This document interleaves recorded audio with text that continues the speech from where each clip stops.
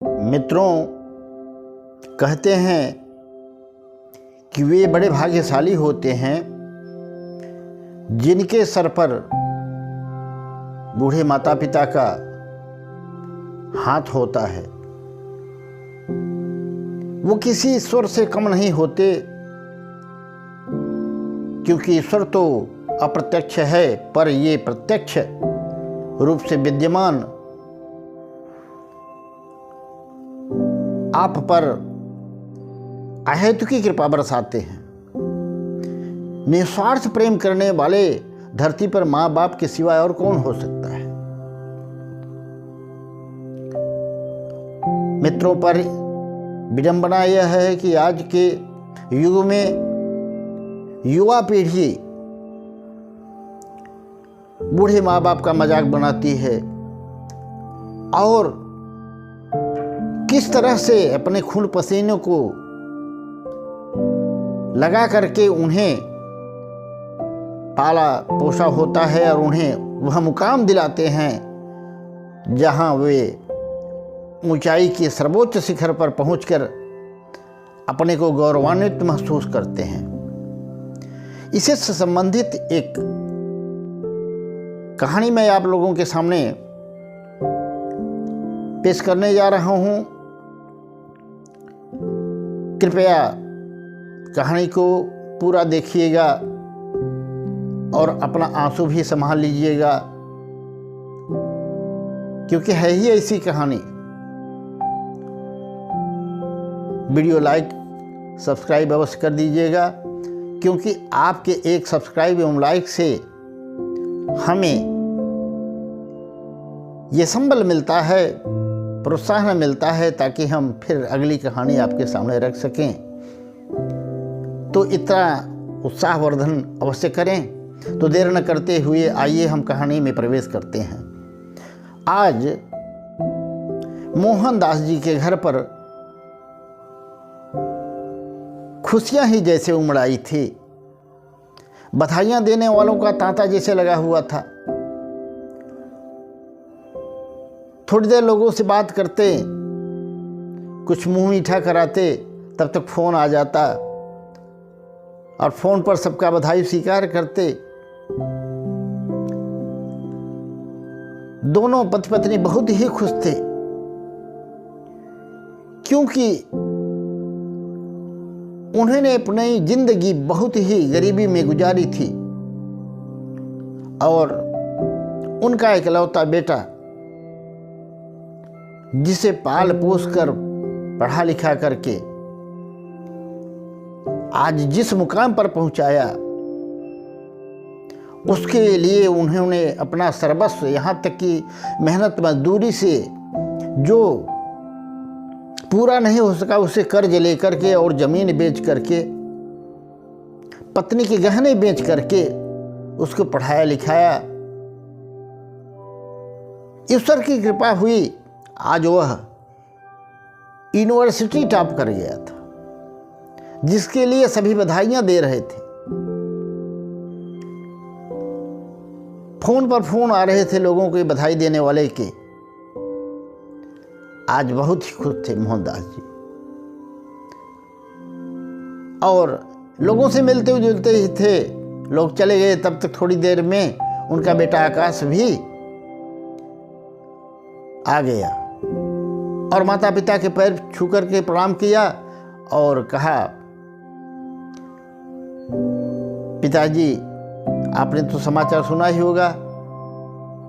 अब मोहनदास जी बोले, समाचार क्या सुनना है। उन्होंने पकड़ कर उसे अपने सीने से लगा लिया और आंसुओं से उसके सिर को भिगो दिया। बोले, बेटा आज मेरी मेहनत का फल तुमने मुझे अपनी मेहनत करके दिया है। जो खुशी मुझे हुई है उसका मैं बखान नहीं कर सकता। इतने में आकाश बोला, पिताजी ठीक है, मैं थोड़ा सा विश्राम करता हूँ और उसके बाद मुझे कल बॉम्बे जाना है। अब तो मोहनदास जी और उनकी पत्नी बोले, बेटा बॉम्बे किस लिए जा रहे हो?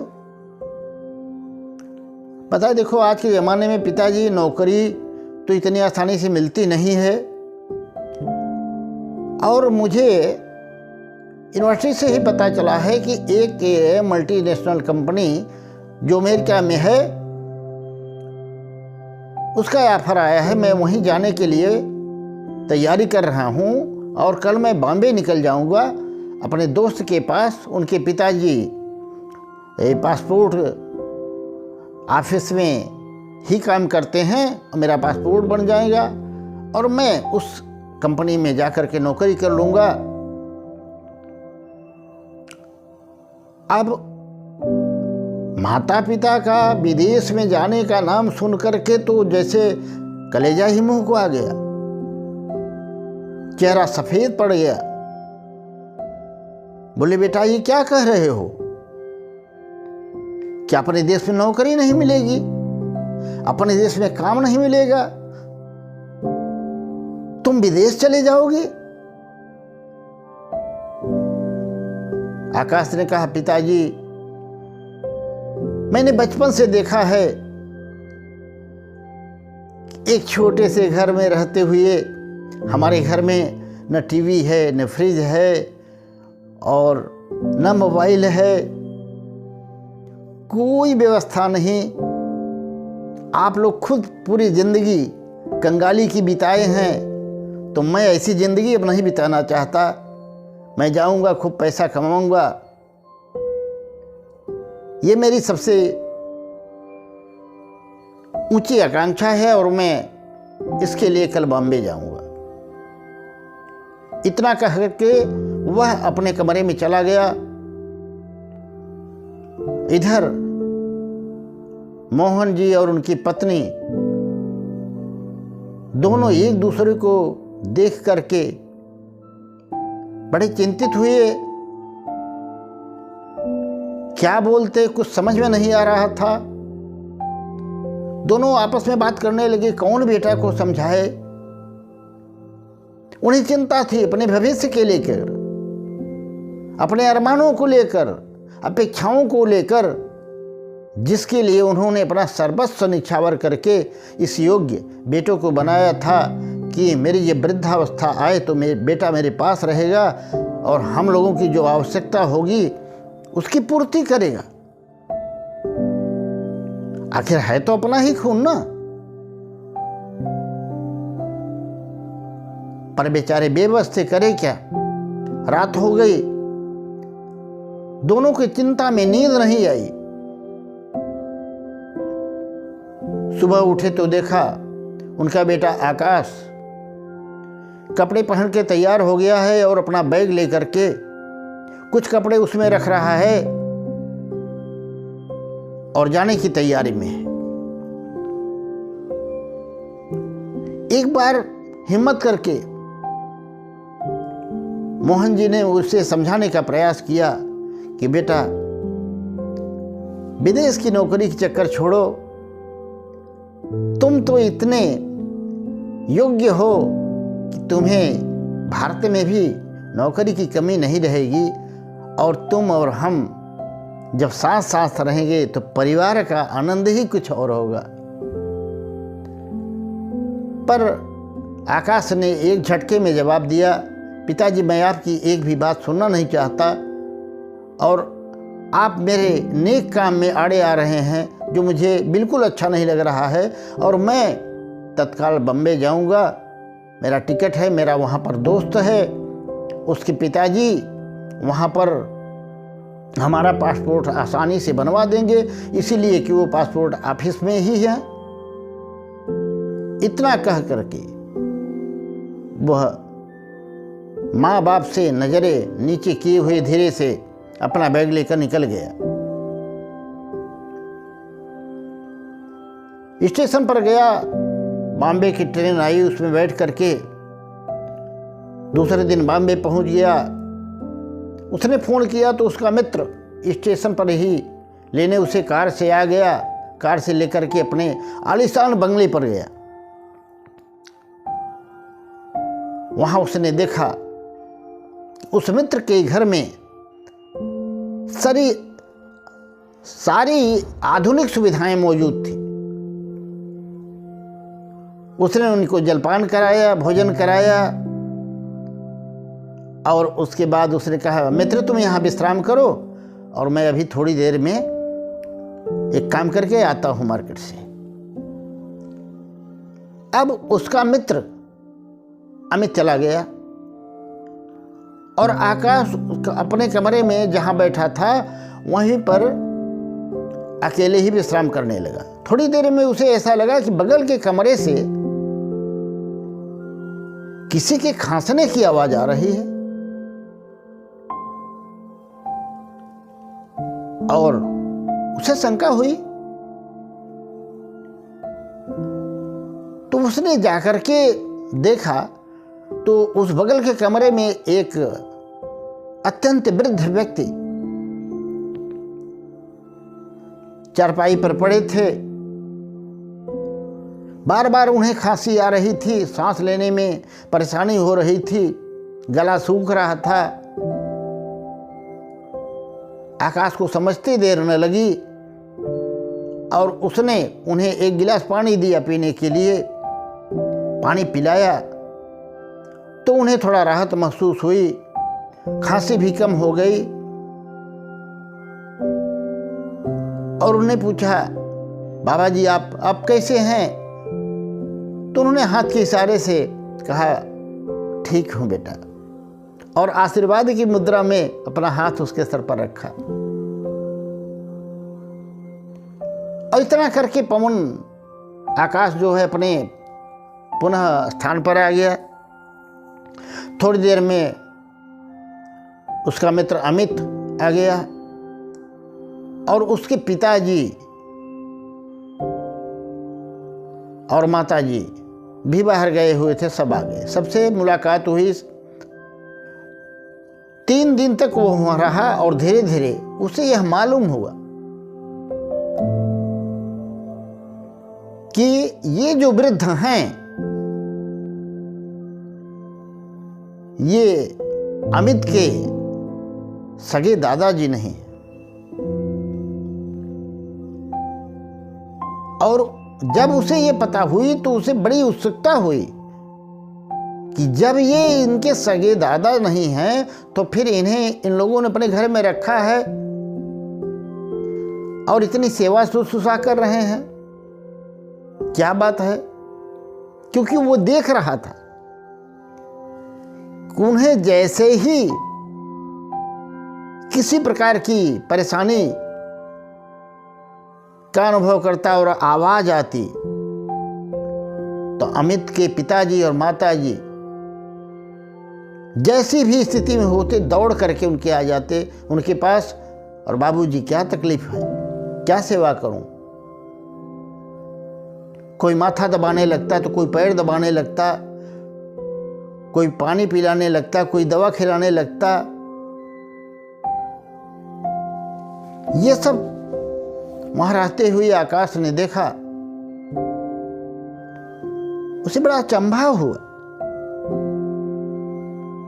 और एक दिन उसने अपने मित्र अमित के पिताजी से पूछा कि पिताजी ये बूढ़े दादाजी जो हैं ये आपके ही पिता हैं ना? तो उन्होंने कहा, बेटा अब तो मेरे सगे ही हैं पर पहले नहीं थे। इनका एक बेटा है उदित नाम का, जो कि कनाडा में रहता है, मल्टीनेशनल कंपनी में काम करता है और इन्होंने अपनी सारी जगह जमीन बेच करके उसकी पढ़ाई कराई थी।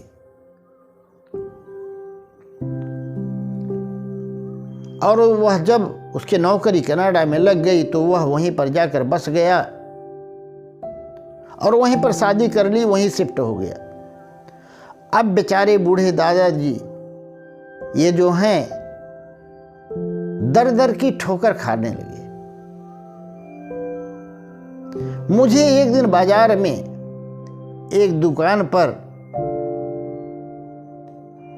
कुछ खाने के लिए गिड़गिड़ाते हुए मांग रहे थे और मैं ऑफिस से वापस आ रहा था। मेरी नज़र इन पर पड़ी और मैं देखकर चौंक गया।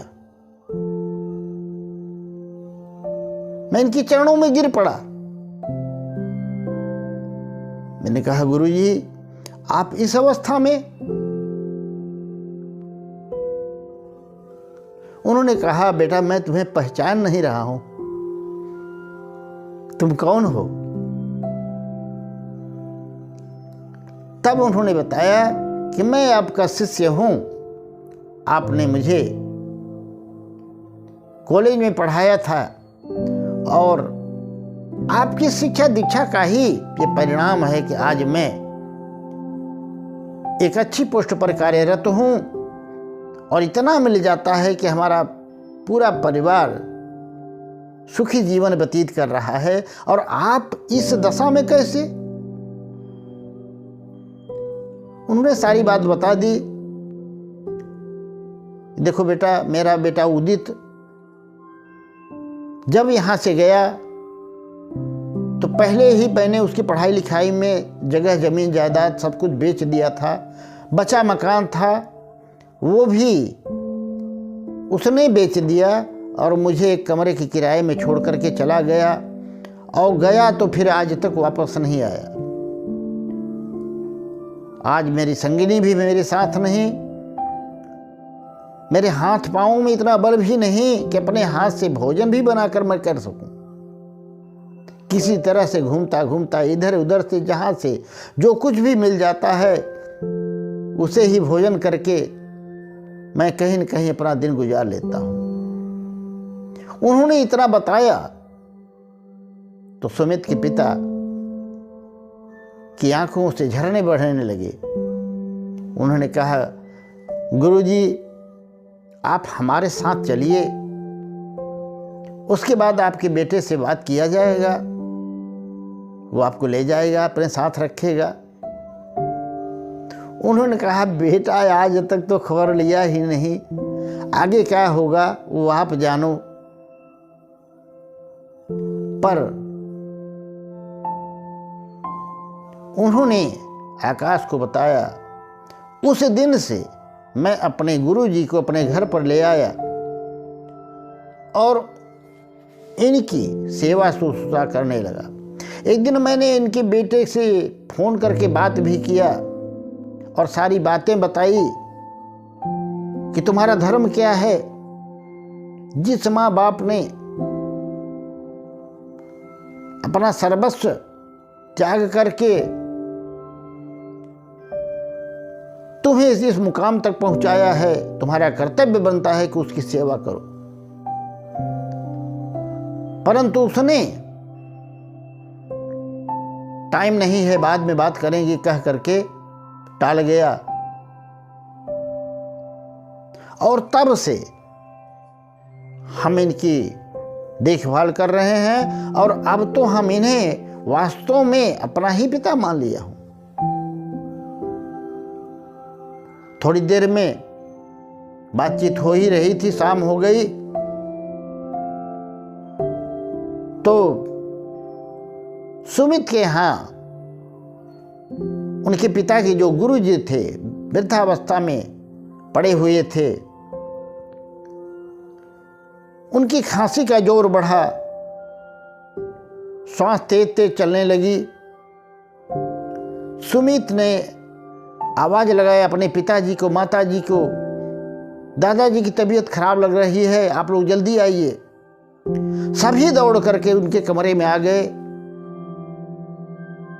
देखने से आभास हो जाता है उनके पिताजी सुमित उनके पांव दबाने लगे, सर दबाने लगे, लेकिन स्थिति गंभीर लग रही थी। सुमित की मां हाथ में गंगा जल लेकर उनके मुंह में डाल रही थी।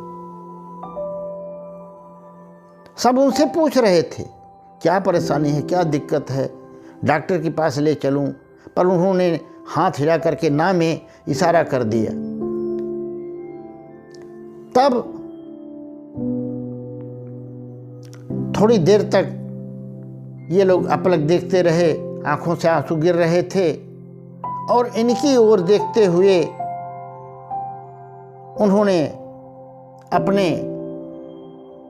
शरीर को छोड़ दिया और इस स्वार्थी दुनिया से सारे दुखों से पार चले गए। आज उनका जनाजा निकल रहा था। द्वार पर बहुत भीड़ थी, उसमें आकाश भी था जो कि पासपोर्ट बनवाने के लिए गया हुआ था। वह भी जनाजे में शामिल हुआ और परंतु उसमें उन दादाजी का अपना खून नहीं था।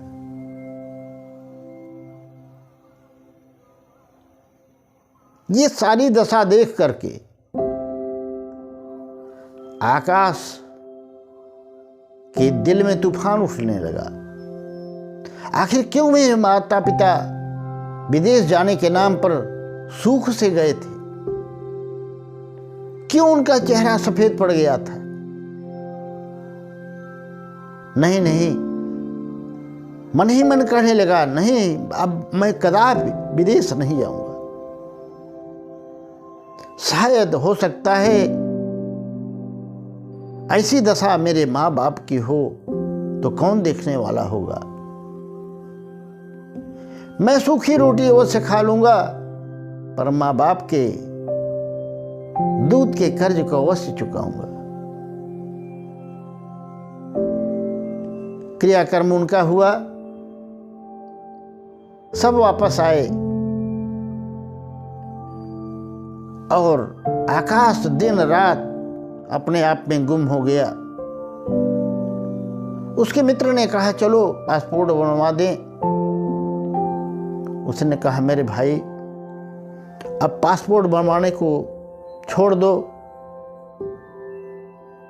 मैं अपने देश में ही रह करके माता पिता के साथ रह करके उनका सेवा सत्कार करने की कोशिश करूंगा। मित्रों, उसने पासपोर्ट बनवाने से मना कर दिया और उसने कहा मेरा टिकट करा दो, मैं घर जाऊंगा। ये बातें हो ही रही थी तब तक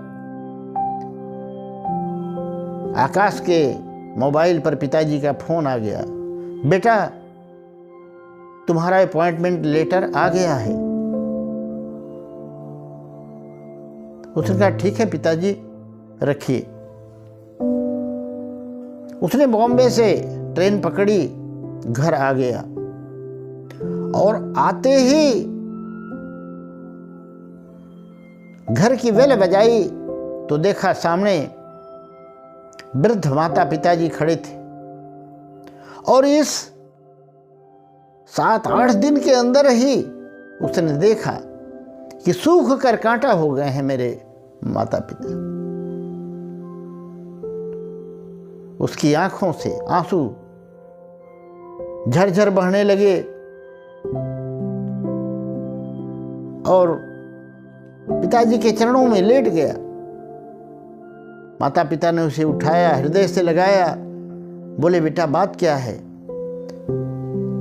उसने कहा पिताजी माताजी मुझे माफ कर दीजिए, मैं कॉलेज में यूनिवर्सिटी में अपने साथ के बच्चों के साथ भाग गया था, मेरी मति मारी गई थी, मैंने अपना संस्कार छोड़ दिया था, मैं अपना धर्म भूल गया था। माता पिता ही पुत्र के लिए भगवान होते हैं। और वो लेटर कहाँ है? पिताजी ने लेटर दिया तो देखा उसने कि वो लेटर भीगा हुआ है। समझ गया कि ये लेटर पत्र पानी से नहीं मेरे माता पिता की आंखों के आंसुओं से भी गया है। उसने वहीं फाड़ करके उस पत्र को जमीन पर पटक दिया और कहा कि मैं यहीं पर रह करके आप लोगों के साथ ही रह करके जो भी नौकरी मिलेगी, जो भी कार्य व्यवसाय मिलेगा करूँगा, पर कदापि विदेश नहीं जाऊँगा, क्योंकि मेरी आंखें खुल चुकी हैं। मैं अपने माँ बाप को अकेला छोड़कर कदापि विदेश नहीं जाऊँगा। मित्रों, कहानी आपको कैसी लगी कमेंट में ज़रूर बताइएगा। प्रेम से बोलिए राधे राधे, जय श्री कृष्ण।